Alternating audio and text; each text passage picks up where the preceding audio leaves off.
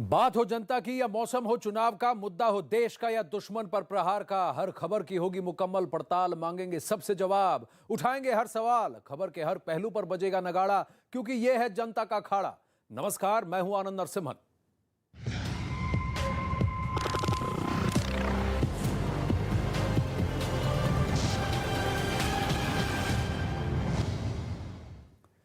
अखाड़ा में सबसे पहले बड़ी खबर दिल्ली से आ रही है। सूत्रों के हवाले से खबर है कि दिल्ली में वीकेंड कर्फ्यू लागू होगा। दिल्ली डिजास्टर मैनेजमेंट अथॉरिटी की बैठक में यह फैसला लिया गया है। तेजी से बढ़ते कोरोना के मामलों के मद्देनजर यह फैसला लिया गया है। पहले से ही दिल्ली में नाइट कर्फ्यू लागू है।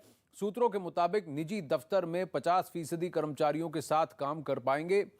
वहीं सरकारी ऑफिस के लिए वर्क फ्रॉम होम तय किया गया है।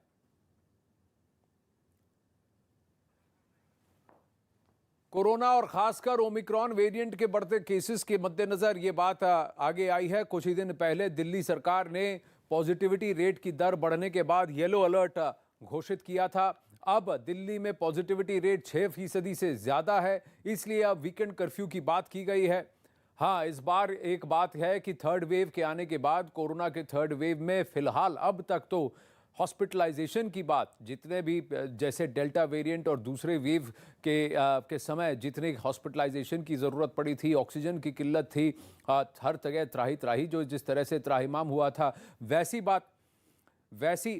हालात अभी फिलहाल नहीं है। लेकिन कई सारे वैज्ञानिकों और एक्सपर्ट्स का कहना है कि ओमिक्रॉन का वेरिएंट बहुत तेज़ी से फैल रहा है।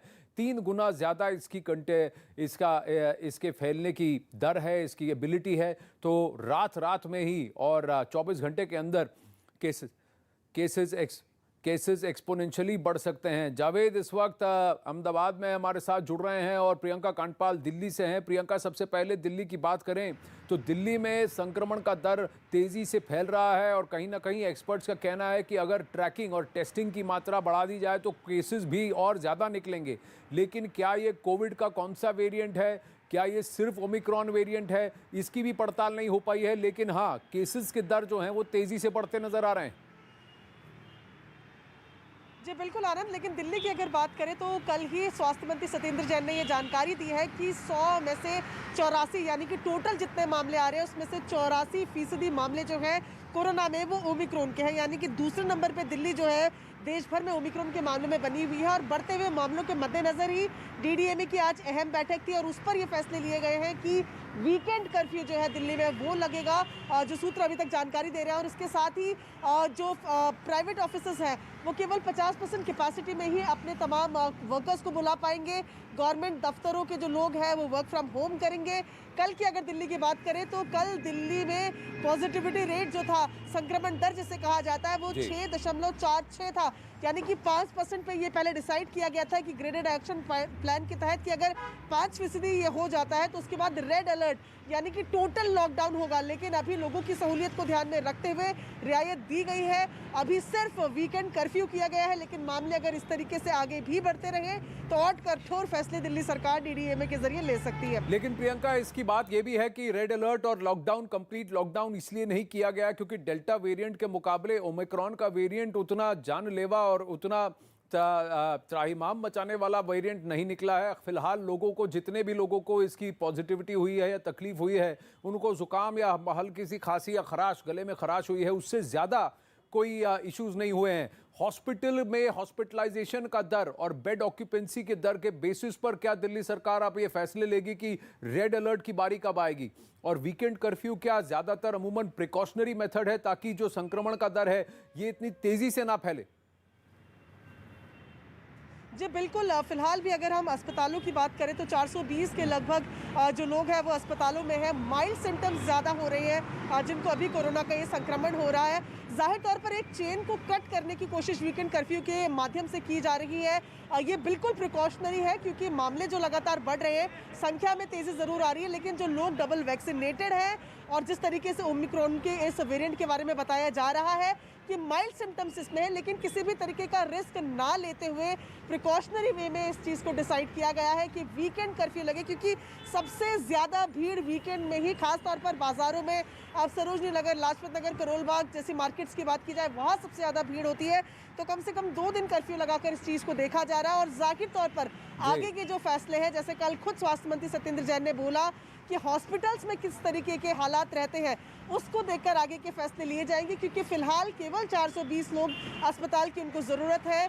मुख्यमंत्री समेत मनोज तिवारी की अगर बात करें, वो भी कोविड पॉजिटिव है, सब अपने घर में फिलहाल होम क्वारंटीन है, वो घर से ही सब अपना इलाज फिलहाल ले रहे हैं। जी, और किसी को भी सिम्टम्स काफी तेज नहीं हुए, लेकिन संक्रमण का दर काफी तेजी से फैल रहा है। जावेद मंसूरी भी दिल्ली में ही हैं, विधानसभा के आसपास ही हैं, और थोड़ी देर में उम्मीद की जा रही है कि deputy chief minister Manish Sisodia जो है प्रेस कॉन्फ्रेंस और एक न्यूज़ ब्रीफिंग के जरिए खबर की पुष्टि करेंगे कि वीकेंड कर्फ्यू लागू होगा। लेकिन जावेद, अगर दिल्ली में देखा जाए तो आसपास कई सारे लोगों ने और कई सारे ऑफिसेज ने वर्क फ्रॉम होम की प्रक्रिया शुरू कर दी है, और 50% से कम वर्कफोर्स जो अब रूल तय होगा वो ऑलरेडी फॉलो करना शुरू कर दिया है, खासकर नए साल में।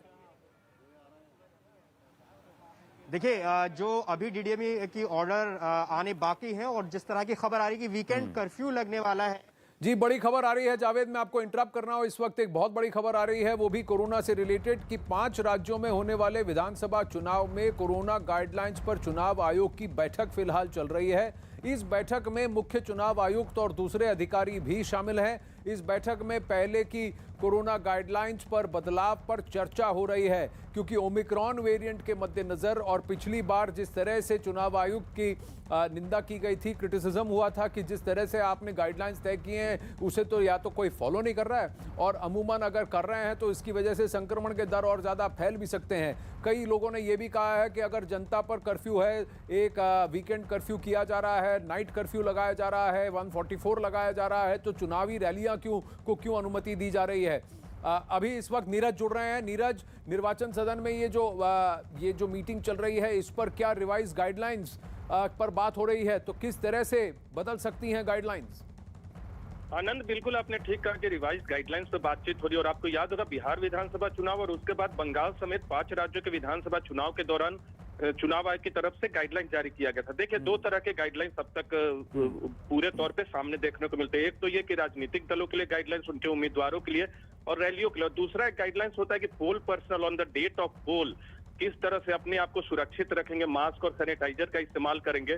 ये 2 तरह की गाइडलाइंस थी। सबसे बड़ी चुनौती चुनाव आयोग की है कि रैली और उम्मीदवार और राजनीतिक दलों के चुनाव प्रचार के दौरान कैसे भीड़ में सामाजिक दूरी को मेंटेन किया जाए, इसके अलावा मास्क सब लोग लगाए। ये सबसे बड़ी चुनौती है चुनाव आयोग की।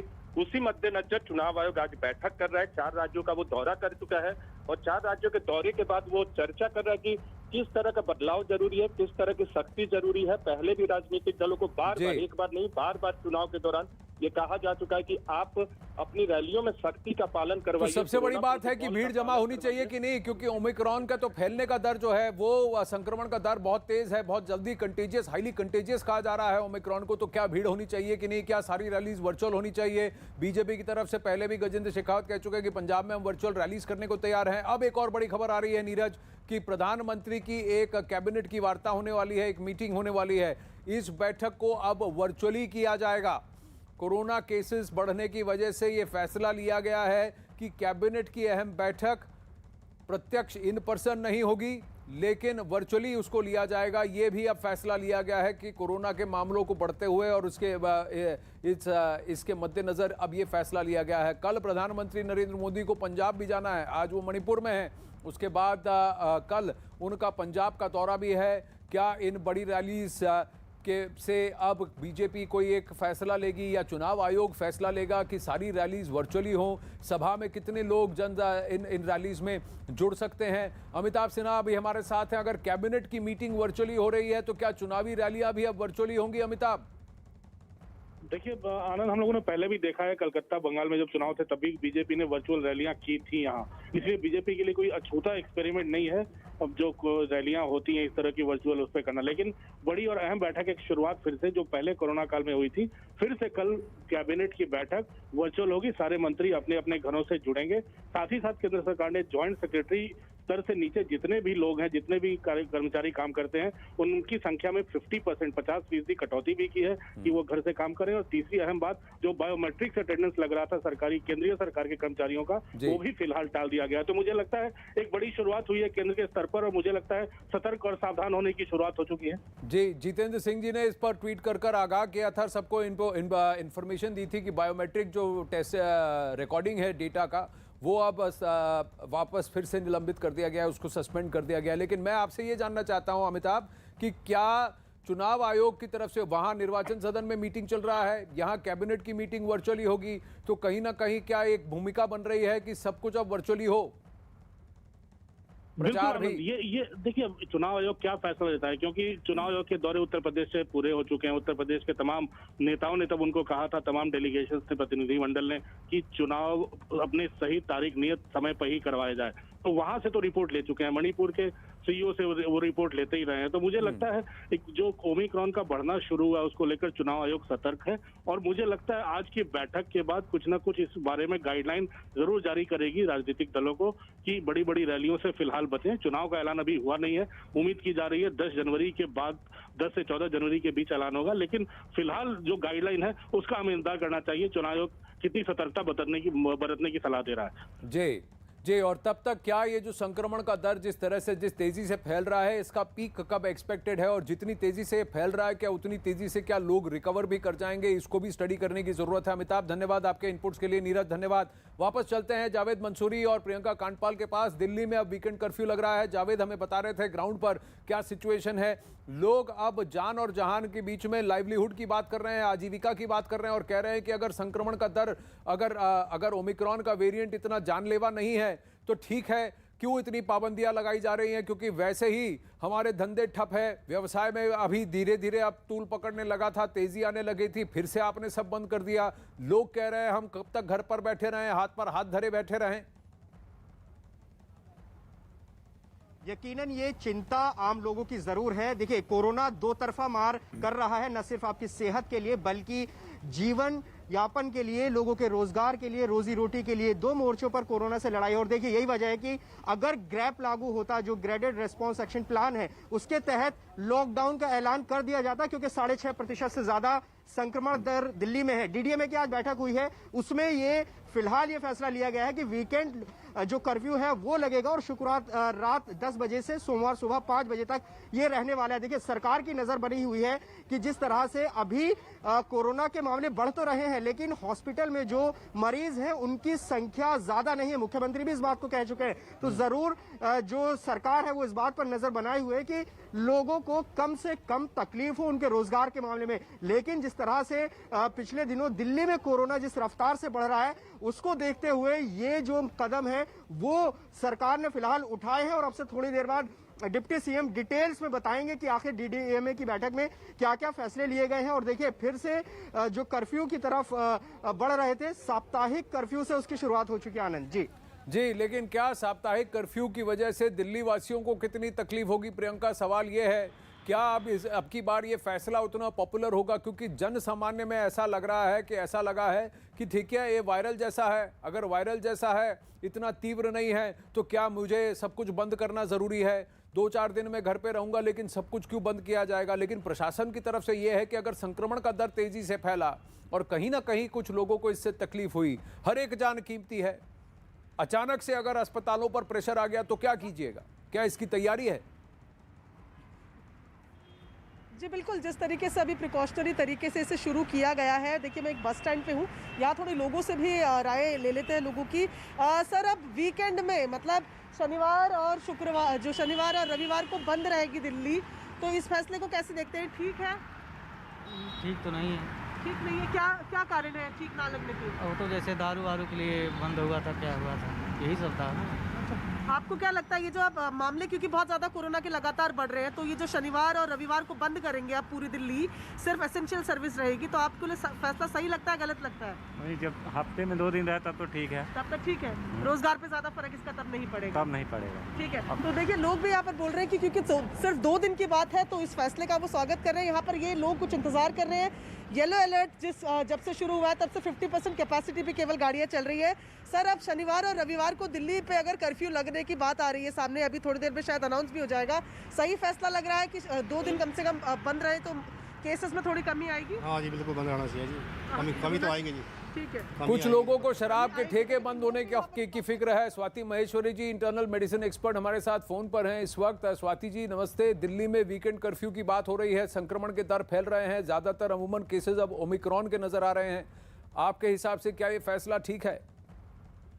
जी नमस्कार। बिल्कुल, देखिए बहुत ज़रूरी है इस वक्त कि जिस तेज़ी से इस वक्त ओमिक्रॉन के मामले बढ़ रहे हैं, हमें कुछ न कुछ इस तरह के कदम उठाने बहुत ज़रूरी है जहां हम लोगों की एक्टिविटीज़ को इस तरह से कंट्रोल कर पाएं कि वो एक दूसरे से बहुत ज़्यादा ना मिले और संक्रमण और तेज़ी से ना फैले। क्योंकि अब परिवार पॉजिटिव आने शुरू हो चुके हैं दिल्ली की अगर बात करें, और काफ़ी सारे लोगों में इस वक्त ओमिक्रॉन पॉजिटिव आ रहा है या कोरोना के केसेस पॉजिटिव आ रहे हैं। तो ये एक बहुत ही ऐसा अहम इस वक्त है जिस वक्त हमें इस तरह के निर्णय लेना बहुत ज़्यादा ज़रूरी है जिससे कि हम इस संक्रमण को तेज़ी से बढ़ने से रोकें। क्योंकि रफ्तार जितनी ज़्यादा होगी उतना हमारे लिए मुश्किल होगा और उतना हमारे हॉस्पिटल्स ओवरलोडेड होंगे, दवाइयों की शॉर्टेज शुरू हो जाती है।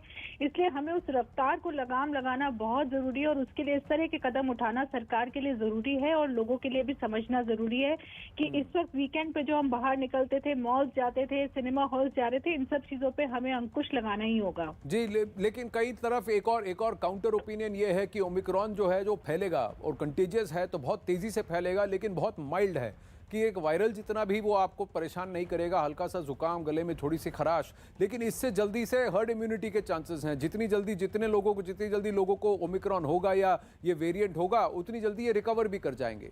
तो क्या इसको फैलने से रोकने से इसका कोई और विकल्प है? क्योंकि फिलहाल तो हमने नहीं देखा कि अस्पतालों में इतना प्रेशर हो, चाहे वो दिल्ली में हो, मुंबई में हो, या फिर अगर हम दक्षिण अफ्रीका की भी बात करें तो ये एक और विचार है। आप क्या कहेंगे?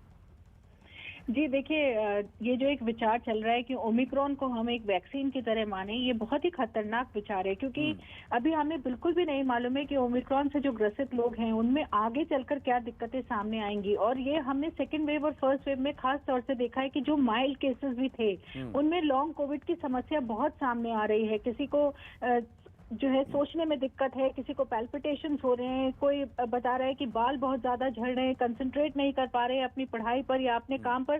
तो तरह तरह की समस्याएं लोगों के सामने इस वक्त आ रही है जो कि कोरोना से माइल्ड डिजीज से गुजरे हैं।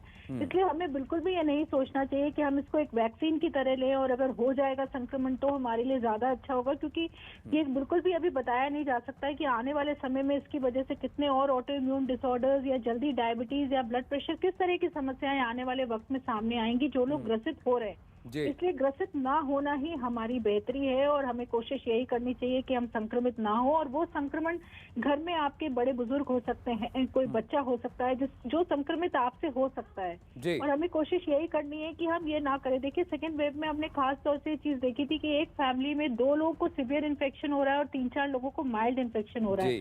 तो ये संभावना हमेशा रहती है कि किसी को सीवियर हो और किसी को माइल्ड हो। तो हमें पूरी तरह से इस वक्त एहतियात बरतना चाहिए और कोशिश करनी चाहिए कि हम इस वक्त में कम से कम बाहर निकले और मास्क लगाकर सही तरीके से ही बाहर निकले ताकि संक्रमण ज्यादा ना फैले। क्योंकि रफ्तार हमारे लिए और वॉल्यूम दोनों ही हमारे लिए बहुत घातक सिद्ध हो सकते हैं। और हमें कोशिश यही करनी है कि हॉस्पिटल्स पे लोड ना पड़े, ज्यादा संक्रमण ना आए, और जिन लोगों को भी शुरुआती लक्षण दिखाई दे रहे हैं वो तुरंत अपने आप को एटलीस्ट आइसोलेट करें ताकि घर के बाकी लोगों को उनसे संक्रमण ना हो, ये जरूर करें। जी, लेकिन पहले वेव, दूसरे वेव और 90% एलिजिबल जो ग्रुप है उनका कम से कम एक बार टीकाकरण और कम से कम 66% का पूर्ण रूप से टीकाकरण, तो ये भी एक बात है कि और कई सारे सेरो सर्वेस कहते हैं कि कहीं ना कहीं ये पैंडेमिक अब एंडेमिक हो गया है। तो अगर लोगों को ये संक्रमण फिर से होता भी है तो भी अमूमन उतना सीरियस नहीं होगा। तो ये भी एक थॉट प्रोसेस है। तो ऐसे में क्या पूरी तरह से लॉकडाउन करना ज़रूरी है? क्योंकि लोग अब आजीविका की बात कर रहे हैं और आपने कहा फिजिकल मैनिफेस्टेशन तो है ही, साथ ही मानसिक मेंटल ट्रॉमा भी है। कई लोग ये भी सोच रहे हैं कि अब कब तक बंद पड़े रहेंगे, कब तक बंद कीजिएगा हमको, हमारा सब कुछ तो वैसे ही ठप हो गया, 2 साल से सब ठप चल रहा है, आप कब तक बंद कीजिएगा? देखिए, सबसे पहली बात तो यही है, जान है तो जहान है, तो इस चीज को तो बिल्कुल भी नहीं भूलना चाहिए। और दूसरी बात, जैसा कि आपने कहा, अब हम लोग और सशक्त हो रहे हैं। पहली और दूसरी लहर के बाद अगर तीसरी लहर की बात करें तो हमारे पास दवाइयां भी पहले से कहीं बेहतर है, वैक्सीनेशन भी भारत में काफी हद तक जो है काफी लोगों को हो चुका है, बच्चों का भी हम शुरू कर रहे हैं। तो लड़ाई तो हम बेहतर लड़ रहे हैं और धीरे धीरे वायरस जो है वो कमजोर होता हुआ भी दिख रहा है, क्योंकि जिस तरह से ओमिक्रॉन वेरिएंट है वो डेल्टा जितना घातक नहीं है। लेकिन ये जो एक इम्प्रेशंस होती है, जी ये स्वाति जी, एक मैं बस आपसे 2 मिनट चाहूंगा। एक और बड़ी खबर आई है कि उत्तर प्रदेश में भी अब शायद वीकेंड कर्फ्यू, साप्ताहिक कर्फ्यू रख सकता है रविवार और शनिवार और रविवार को। अब सूत्रों के हवाले से ये बड़ी खबर आ रही है कि कोरोना पर आज टीम 9 जो है वो आज फैसला ले सकती है। यूपी में लग सकता है वीकेंड कर्फ्यू। सबसे बड़ा मॉल, सिनेमाघर बंद करने पर भी फैसला संभव है। अमित सिंह जुड़ रहे हैं। तो क्या दिल्ली के बाद अब उत्तर प्रदेश में भी साप्ताहिक कर्फ्यू लग जाएगा? अमित बताइए।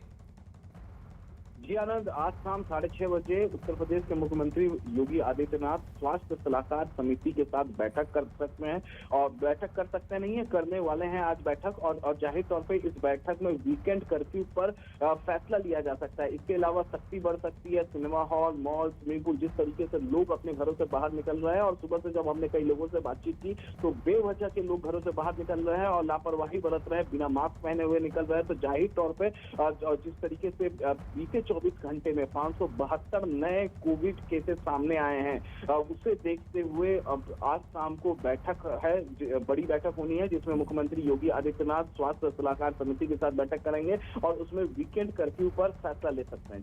जी अगर वीकेंड कर्फ्यू हो लगता है तो इसमें क्या क्या बंद रहेगा? लोगों को घर से निकलना ही दूभर हो जाएगा या फिर जो पब्लिक प्लेसेस हैं उनको बंद किया जाएगा? देखिए आनंद, ये तो फैसला मुख्यमंत्री लेंगे शाम को 6:30 बजे। लेकिन जिस तरीके से हमने पहले देखा था कि वीकेंड कर्फ्यू के वक्त में जो जरूरी सेवाएं हैं, जिन्हें घर से निकलना बहुत जरूरी है, वही चीजें, वही दुकानें खुली रहती थी। जिस तरीके से ग्रोसरी के शॉप हो गए, मेडिसिन शॉप हो गए, ये खुले रहते थे, और जिनको रोजाना दफ्तर जाना है वो लोग बाहर निकलते थे।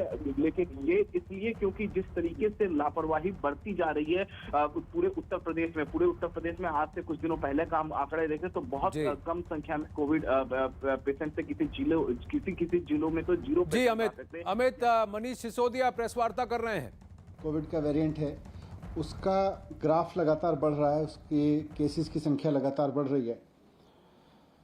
पर अच्छी बात यह है कि इंटरनेशनली जो ट्रेंड अभी तक देखने को मिले, उनसे सबने बहुत कुछ सीखा देश में, और उससे ये भी समझ में आया कि ओमिक्रॉन कैसे बिहेव कर रहा है, उसका कैरेक्टर क्या है। तो इससे नुकसान ज़्यादा नहीं हो रहा। ये वही ट्रेंड शो कर रहा है जैसा ओमिक्रॉन ने दुनिया के और देशों में शो किया है। आज टोटल में देखें तो दिल्ली में इस समय करीब पिछले 8-10 दिन में जो केसेस आए हैं, पॉजिटिव केसेस टोटल इस समय दिल्ली में करीब 11,000 हैं। अब उन 11,000 में से हॉस्पिटल में देखें तो करीब 350 केसेस हैं। उनमें से भी ऑक्सीजन पे देखें तो केवल 124 केस हैं। अब वो 350 में एयरपोर्ट से आए हुए लोग भी हैं, उसमें किसी और वजह से हॉस्पिटल में गए हुए लोग भी हैं। लेकिन अगर ऑक्सीजन पे देखें तो 124 लोग हैं कुल मिला के, और वेंटिलेटर पे देखें तो 7 लोग हैं। तो एक्सपर्ट्स का ये मानना है कि ओमिक्रॉन का अभी तक का जो बिहेवियर है, अभी तक का जो जिन लोगों को ओमिक्रॉन का इन्फेक्शन हो रहा है, उनको बहुत माइल्ड सिम्टम्स हो रहे हैं या नहीं हो रहे हैं और जल्दी ठीक हो जा रहे हैं। लेकिन फिर भी अगर लोगों को कोविड हो रहा है तो खतरा तो है, इसलिए इससे बच के रहना भी ज़रूरी है। और बच के रहने का सबसे बढ़िया तरीका है कि हम पूरी तरह से सेफ्टी रखें, हमेशा मास्क लगाएं बाहर निकले तो, और जब भी भीड़ भाड़ में रहें तो मास्क लगा के रहें। होम आइसोलेशन इसका सबसे बढ़िया सॉल्यूशन है कि अगर किसी को कोविड हो जाता है और कोई सिम्टम नहीं है तो सारे एक्सपर्ट्स का ये मानना है कि होम आइसोलेशन ही रहना चाहिए। हॉस्पिटल केवल तभी जाएं जब आपकी ऑक्सीजन लेवल लगातार डिप हो रही हो, या आपको कोई परेशानी हो, तो आज भी एक्सपर्ट्स ने यही बात दोहराई। लेकिन बढ़ते हुए केसेस को देखते हुए सरकार भी इस बात को लेकर चिंतित है कि ये बहुत तेजी से ना फैले। इसको जितना नियंत्रित किया जा सके, क्योंकि इसकी कोई डायरेक्ट दवाई तो है नहीं, तो इसको जितना हम नियंत्रित कर सकें, इसके बढ़ने की स्पीड को जितना हम नियंत्रित कर सकें, उतना हम इसको ठीक से मैनेज कर सकते हैं। तो इसलिए आज डीडीएमए की बैठक में सरकार ने कुछ फैसले लिए। उसमें सबसे इम्पोर्टेंट है कि दिल्ली में सैटरडे और संडे को यानी वीकेंड्स पर अब कर्फ्यू रहेगा। तो लोगों से अपील है कि कर्फ्यू के दौरान बाहर ना निकलें। बहुत ज़रूरी होने पर हॉस्पिटल या कोई बहुत एसेंशियल ज़रूरत पर ही बाहर निकलें, लेकिन सैटरडे संडे को कर्फ्यू का पालन करें, घर में रहें, वर्क फ्रॉम होम करें या परिवार के साथ बैठें। दूसरा, केसेस ना बढ़ें, इसलिए ये भी फैसला लिया गया कि जितने भी गवर्नमेंट ऑफिसेज हैं उनमें एसेंशियल सर्विस वाले ऑफिसेज को छोड़कर सबको अभी दफ्तर आने से मना किया जाएगा और केवल ऑनलाइन या वर्क फ्रॉम होम कराया जाएगा। तो government offices work from home mode पे रहेंगे या ऑनलाइन मोड पे रहेंगे।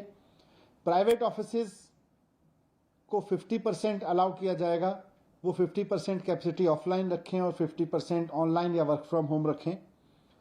एक और समस्या अभी पिछले दिनों में आ रही थी कि जो हमारे बस स्टॉप्स हैं दिल्ली में, लोग क्योंकि किसी न किसी काम से बाहर निकल ही रहे हैं, तो जो बस अड्डे हैं, बस स्टॉप्स हैं, बस स्टैंड हैं छोटे छोटे, और जो मेट्रो के स्टेशंस हैं, वो सुपर स्प्रेडर बनने का खतरा आ रहा था, क्योंकि आधी संख्या कर दी गई थी मेट्रो में कैपेसिटी की और साथ साथ बसेस में भी कैपेसिटी की, वो आधी कर दी गई थी संख्या।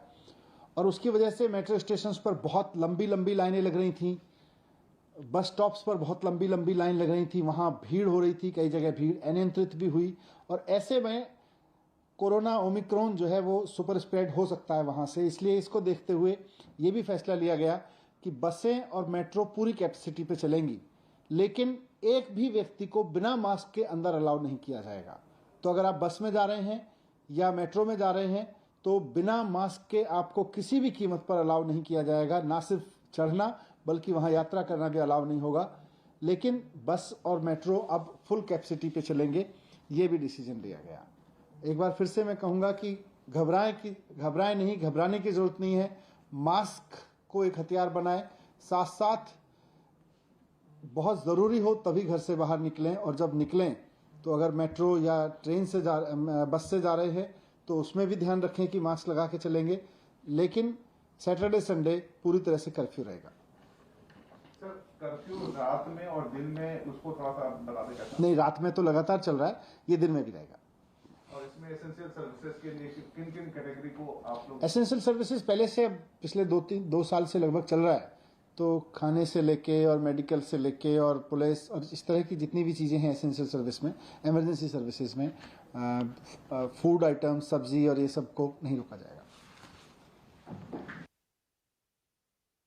तो मनीष सिसोदिया का ऐलान कि वीकेंड साप्ताहिक कर्फ्यू दिल्ली में अब लागू होगा, और जो रात का नाइट कर्फ्यू था वैसा ही दिन में भी होगा। शनिवार और रविवार को घर से बाहर ना निकले जब तक कि बहुत ज़रूरी ना हो, ये कह रहे हैं मनीष सिसोदिया। लेकिन एक और बड़ा ऐलान कि जिसको 50% कर दिया गया था बसों और मेट्रो में ट्रैवल को, उसको अब कहा गया है कि सबको जाने दिया जाएगा, लेकिन बिना मास्क के अंदर नहीं आने दिया जाएगा। तो अगर आप बस में जाना चाहते हैं, मेट्रो में जाना चाहते हैं, तो जो भीड़ लग रही थी बाहर क्योंकि 50% कर दिया गया था, तो उसको सुपर स्प्रेडर कि वहाँ पर शंका, वहाँ पर पॉसिबिलिटी हो सकती थी, उसको अवॉइड करने के लिए अब कहा गया है कि आप बस और मेट्रो का पूरा फुल कैपेसिटी पर चलेंगी, लेकिन बिना मास्क के आप किसी के अंदर नहीं घुस सकते, बस या मेट्रो के अंदर नहीं घुस सकते, ये भी कह देना। लेकिन सबसे बड़ी बात उन्होंने कहा कि अब तक तो यही दिख रहा है। Welcome back. अखाड़ा में आप रुक करते हैं उत्तर प्रदेश का, जहां बरेली में कांग्रेस की मैराथन दौड़ में भगदड़ मचने से हादसा हो गया। उत्तर प्रदेश में कांग्रेस की लड़की हूं लड़ सकती हूं अभियान के तहत इस तरह की मैराथन का आयोजन करवा रही है कांग्रेस पार्टी, लेकिन आरोप है कि बरेली में हुई इस मैराथन का आयोजन हो तो गया, लेकिन लड़कियों को संभालने के इंतजाम नहीं किए गए, और इसी वजह से मैराथन शुरू होते ही वहां भगदड़ मच गई। मैराथन में आगे खड़ी लड़कियां गिर गईं, और पीछे मौजूद लड़कियां एक के बाद एक उन पर गिरती रहीं। तस्वीरों में कुछ लोग सड़क पर गिरी इन लड़कियों को उठाने की कोशिश करते हुए भी नजर आए, लेकिन इतनी भीड़ को संभालना आसान नहीं था, जिसकी वजह से कई लड़कियां घायल भी हो गईं। कुछ देर बाद इन घायल लड़कियों को एम्बुलेंस की मदद से अस्पताल भेजा गया। आप देख रहे हैं तस्वीरों में कि किस तरह से भगदड़ मच गई। इतनी सारी भीड़ वहां पर इकट्ठा की गई। जगह और आयोजन और प्रबंध जिस तरह से करने चाहिए थे वैसे नहीं हुए, और फिर आगे सबसे आगे जो लड़कियां हैं वो गिर गईं, उनके ऊपर और भी लड़कियां गिर गईं और इनमें से कई को चोटें भी आई हैं। और अब आपको बरेली में हुई इस घटना की 2 तस्वीरें दिखाते हैं। पहली तस्वीर उस वक्त की है जब मैराथन शुरू होते ही वहाँ भगदड़ मच गई और कई लड़कियां सड़क पर गिरकर घायल भी हो गईं। वहीं दूसरी तस्वीर घायल लड़कियों को एम्बुलेंस के जरिए अस्पताल पहुंचाने की है।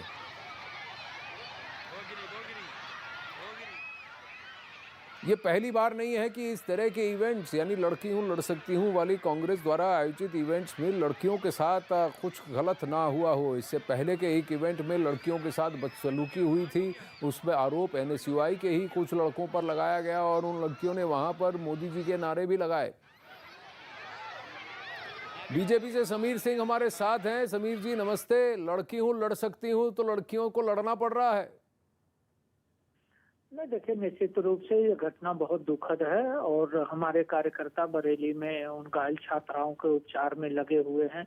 ये बहुत ही संवेदनशील मुद्दा है और घायल छात्राओं की उपचार के लिए भारतीय जनता पार्टी के कार्यकर्ता काम कर रहे हैं। लेकिन इतना जरूर कहूंगा कि कांग्रेस को सस्ती लोकप्रियता से बचना चाहिए और निरंतर जिस प्रकार की गतिविधियां मैराथन के अंदर कांग्रेस कार्यकर्ताओं की आ रही हैं, वो निश्चित रूप से वो भी चिंताजनक है। और इस तरह से प्रलोभन और बाकी सारी चीजों पर चुनाव से करीब आने पर मैराथन का आयोजन करना ये निश्चित रूप से दुखद है और इस पर प्रियंका वाड्रा को जवाब देना चाहिए। जिस प्रकार से मीडिया कर्मियों पर कांग्रेस के कार्यकर्ताओं द्वारा हमला किया गया बरेली के अंदर, झांसी के अंदर जिस प्रकार की घटनाएं हुई, आज तो मैं बड़े उससे दुखी मन से ये कह रहा हूँ कि कार्यकर्ता हमारे उन घायल छात्राओं के उपचार के लिए लगे हुए हैं, उनको हॉस्पिटल्स ले जा रहे हैं, उनको दवा दे रहे हैं, उनकी व्यवस्थाएं करा रहे हैं, उनको घरों तक छोड़ने की हम व्यवस्था कर रहे हैं। और निश्चित रूप से कांग्रेस का जो चेहरा है वो उजागर हो रहा है उनके बयानों से, उनके नेताओं के बयानों से। ये बहुत ही दुखद है। जी समीर जी, आप मेरे साथ फोन पे बने रहिए क्योंकि आपने जिस तरह से कहा कि बयान भी आए हैं, अब कांग्रेस की नेता सुप्रिया एरॉन का एक बेतुका बयान भी सामने आया है। साथ ही कांग्रेस कार्यकर्ताओं पर वहां मौजूद पत्रकारों के साथ बदसलूकी का आरोप भी लगा है। तीर्थ यात्रा के लिए लोग वैष्णो देवी गए थे, वहाँ क्या हुआ उसको आप क्या कहेंगे? ये इंसानी फितरत होती है कि हम आगे बढ़ते हैं, पहले हम आगे बढ़ें। यहाँ तो छोटी बच्चियाँ हैं, अभी स्कूल में पढ़ी रही हैं, तो थोड़ा बहुत भागदौड़ हो गई। आप लोगों से मेरी गुजारिश है, क्योंकि मैं खुद मीडिया से हूँ, मेरी अपने मीडिया के भाइयों से गुजारिश है, प्लीज़ अगर किसी के साथ किसी को ऐसा बुरा लग गया हो तो मैं सब अपने कांग्रेस की तरफ से माफ़ी मांगना चाहती हूँ। क्या कहेंगे समीर जी? सुप्रिया जी कह रही हैं वैष्णो देवी में भी भगदड़ मची, ये इंसानी फितरत है। नहीं, देखिए सुप्रिया जी झूठ बोल रही हैं और उनको इस तरह से संवेदनशील मुद्दों पर झूठ नहीं बोलना चाहिए। जिस प्रकार से छात्राओं को, बहनों को प्रलोभन देके बुलाया जा रहा है और मैराथन में ये बताया गया था जो पहले आ जाएगा उसे हम लैपटॉप देंगे, टैब देंगे, उसके क्रम में बच्चों ने अपने अंदर प्रतिस्पर्धा रखी होगी। दुर्व्यवस्था कांग्रेस की दुर्व्यवस्था है और कांग्रेस ने इसको गलत तरीके से पेश किया और हमें लगता है कि कांग्रेस की नेता प्रियंका वाड्रा को इस पर जवाब देना चाहिए और कांग्रेस नेताओं को भी वैष्णो देवी और बाकी धार्मिक स्थानों पर घटनाओं से और इस घटना से तुलना करने से बचना चाहिए। ये संवेदनशील मुद्दा है और कांग्रेस को पहले ये बताना चाहिए कि साहब हम उसकी दवा और बाकी व्यवस्थाओं में हम संवेदना व्यक्त करते लगे हुए, लेकिन कांग्रेस संवेदना की जगह पर, सहयोग की जगह पर राजनीति कर रही है और सस्ती राजनीति कर रही है, जिसका परिणाम रहा है कि उनके हर मैराथन में छात्राओं ने ही उनको जवाब दिया। जी समीर जी मेरे साथ बने रहिए। सुरेंद्र राजपूत जी भी हमारे साथ हैं, क्या कहेंगे ये जो बरेली में घटना घटी है? भाई दुखद है, इस तरीके की बात नहीं होनी चाहिए और जिन बच्चियों को अगर चोट आई है तो कांग्रेस पार्टी उनके साथ पूरी तरीके से, पूरी संवेदनशीलता के साथ खड़ी है और शासन और प्रशासन को भी जवाब देना चाहिए कि भाई जब वहां पर इस तरीके की बातें हो रही हैं, जब इतनी बड़ी मैराथन हो रही है, तो शासन का क्या काम है? शासन क्या कोई व्यवस्था नहीं करेगा? नंबर एक, अभी समीर जी को मैं सुन रहा था, इस तरीके की निर्लज्ज बातें करना महिलाओं के लिए, लड़कियों के लिए क्या उचित है? चोट अगर हमारी लड़कियों को लगी तो क्या वो चोट है, या आपकी लड़कियों को लगी तो वो चोट नहीं है? इस तरीके की बातें आप कर रहे हो सुरेंद्र जी, आप ये मान ही नहीं रहे हो कि चोट लगी है। आप तो कह रहे हो कि अगर चोट लगी हो, निर्लज्जता तो आप कर रहे हो, कांग्रेस के लोग कर रहे हैं। हमने तो कहा हमारे कार्यकर्ता उनको सहयोग कर रहे हैं, उनको हॉस्पिटल ले जा रहे हैं। अच्छा समीर जी, सुरेंद्र जी को अपनी बात रखने दीजिए, वो आपके बीच में नहीं बोले। कांग्रेस कर रही है। हाँ, तो समीर जी इधर आप सुरेंद्र जी की बात पूरी सुन लीजिए। सुरेंद्र जी, आरोप यह है कि वहां पर सुप्रिया आयरन जी जो मौजूद थी, उन्होंने कहा कि अगर चोट लगी है, तो ये कह रहे हैं कि अगर चोट लगी की बात कैसे हुई? साफ दिख रहा है कि चोट लगी है। अब अपनी बात पूरी कीजिए सुरेंद्र जी। मैं तो खुद ही कह रहा हूं कि पूरी संवेदनशीलता के साथ शासन और प्रशासन को, जिन बच्चियों को भी चोट लगी है, उनका पूरा इंतजाम होना चाहिए। कांग्रेस पार्टी भी पूरा इंतजाम करेगी और शासन और प्रशासन को भी करना होगा। पर आप ये तो मानेंगे ना सुरेंद्र जी कि ये पहली बार नहीं है कि कांग्रेस पार्टी द्वारा इस लड़की लड़ सकती हूँ की तर्ज पर कुछ आयोजित हो रहा है और वहां लड़कियों के साथ ही कुछ गलत हो रहा है। इससे पहले NSUI के छात्रों पर बदसलूकी का आरोप लगा था, पिछले हफ्ते की बात है। आज देखिए इतना बड़ा कार्यक्रम आयोजन हुआ है और फिर वहां पर लड़कियों को चोट लग रही है। आप मूल रूप से जो भारतीय जनता पार्टी है इस आयोजन की सफलता से घबराई हुई है, इस वजह से इस तरीके के दोषारोपण करती है। हाँ। इस तरीके के दोषारोपण मेरे ख्याल से उचित नहीं, और इस तरीके के दोषारोपण जो लोग भी करते हैं वो कहीं न कहीं बीजेपी का तो आरोप है कि आप इनको प्रलोभन देकर बुला रहे हैं वहां पर। अगर प्रलोभन देकर के बुला रहे हैं तो भारतीय जनता पार्टी को प्रलोभन जो है बताना चाहिए, FIR करानी चाहिए। प्रलोभन देना और घूस देना तो गलत बात है ना, तो भारतीय जनता पार्टी वाले FIR क्यों नहीं करते? इस तरीके मैंने एक ही चीज खाली कह रहा हूँ, मूल रूप से चूंकि चुनाव आ रहे हैं और इन चुनावों में भारतीय जनता पार्टी हार बिल्कुल निश्चित है, इस वजह से लोग अपना मानसिक संतुलन खो चुके हैं। इस वजह इनके मुख्यमंत्री से लेकर के इनके कार्यकर्ता तक और प्रवक्ता तक इधर उधर की अनाप शनाप बातें कर रहे हैं। अरे भाई, आप सत्ता में हैं, आपको अगर कहीं कोई आयोजन हो रहा है तो इस आयोजन के बारे में समीर जी भी आरोप लगा रहे थे, उन्हीं से सुन लेते। समीर जी बताइए, क्या आरोप है आपका? देखिए सुरेंद्र जी बोलिए समीर जी।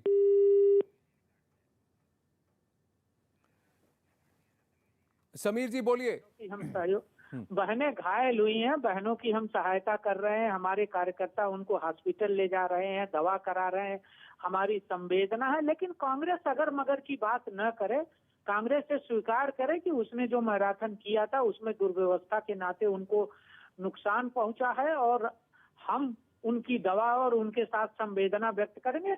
अब इसको झुठलाना ये सिद्ध करता है कि कांग्रेस झूठ बोल रही है और कांग्रेस निर्लज्जता कर रही है।